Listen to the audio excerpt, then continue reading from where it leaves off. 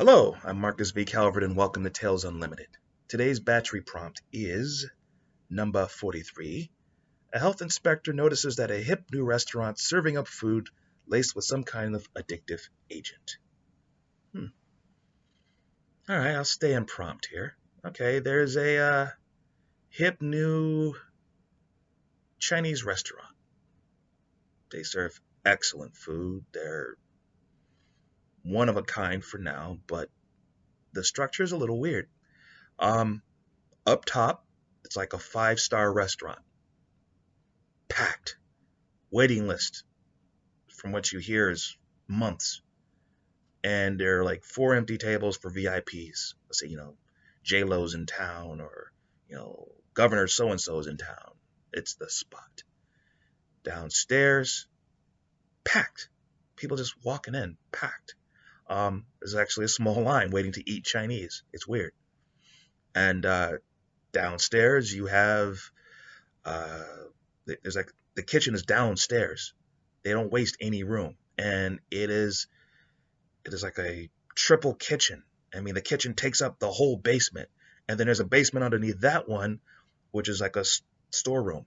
And they literally have delivery trucks coming in, dropping off food, supplies, delivery stuff all the time. Boom, boom, boom, boom, boom, boom, boom. It's crazy.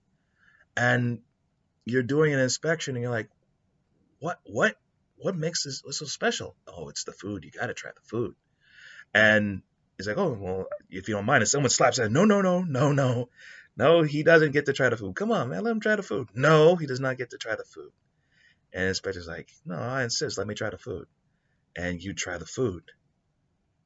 Oh, it's called the specials. That's what I call the story. You got to try the special, man. Everyone who has one of our specials, man, they can't get enough. What's the special? Oh, you try the special and oh, it is the ultimate high. Oh, it is the ultimate high. It's like, yeah, man. So, what's your social security number?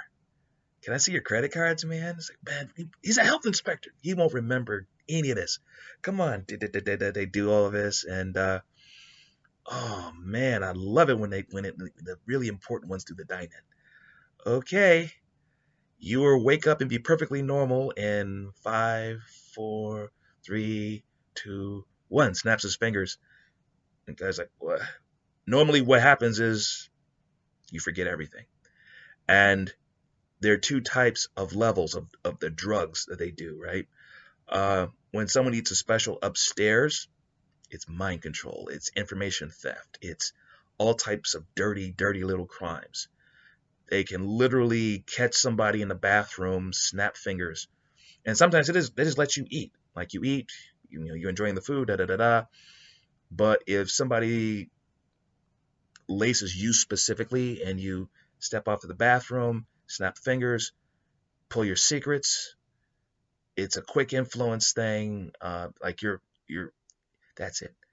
It's not that it's addictive. It makes you incredibly susceptible to hypnosis for a brief amount of time. So if no one tries to hypnotize you, you're none the wiser. There's no real druggy feeling. It drops all your mental barriers. If someone tries to persuade you to do anything with a special digesting in you, it's like a con artist masterpiece.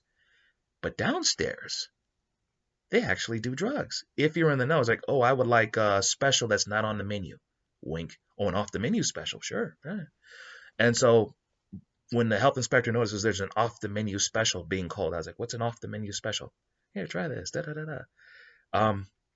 Gets hypnotized to give up all of his information and to forget ever hearing about an off the menu special. And then they direct him to the door. That was the plan. The problem here is the inspector shrugs it off. It's like, what are you? And tries to run, gets knocked out, wakes up in the basement, and or maybe just gets knocked out and never wakes up. The end. Or nah. You know what? I think I would stick with my original thought. Gets hypnotized, has no clue, walks out, perfect marks, walks out, the end. And you never know exactly what's going on. Is it just like a con artist drug den?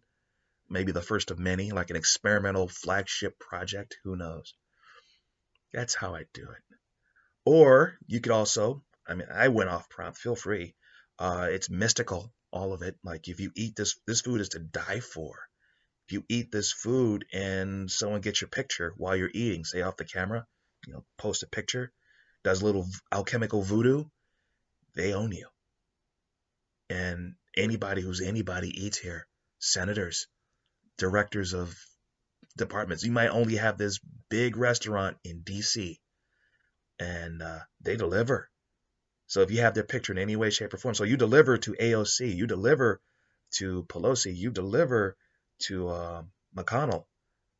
Ooh, okay, I need you to do this with your legislation. Haha. That's a way. How would you write it? What will be your cause, your reason, your backstory? Or if you're trying to stop it, how do you stumble across it? How do you get your answers? Do you succeed? Do you blow the place to smithereens? Food for thought. Okay, I am Marcus V. Calvert. This is Tales Unlimited. Sorry, this is Tales Unlimited. Please check out talesunlimited.net. That's where the podcasts are. There are 2 of them. This one and The Disturbing Thought of the Day. Also, there are books. Hit the links. They'll take you straight to Amazon. They're available in ebook and print form.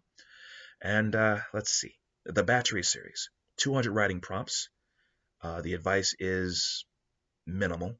Just you can literally take a prompt and go to work. Why go through 200 writing prompts with minimal advice? Simple.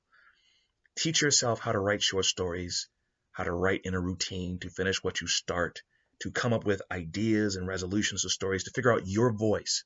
Mine is dark, violent humor, but once you figure out your voice, then you write the novel. Novels are so much easier. But let's say you don't need the advice. You already know how to do novels. Fine. Grab a prompt, run with it. This one, for example, imagine a novelist, like someone who's written, like say Dean Koontz with this, or Stephen King with this. Wow. Oh, I'd be so humbled. Also, good for evil GMs, game designers, screenwriters, the like. Then there are 2 series. Think New School Twilight Zone, Unheroic, Book of Schemes. Both are 25 stories to a book.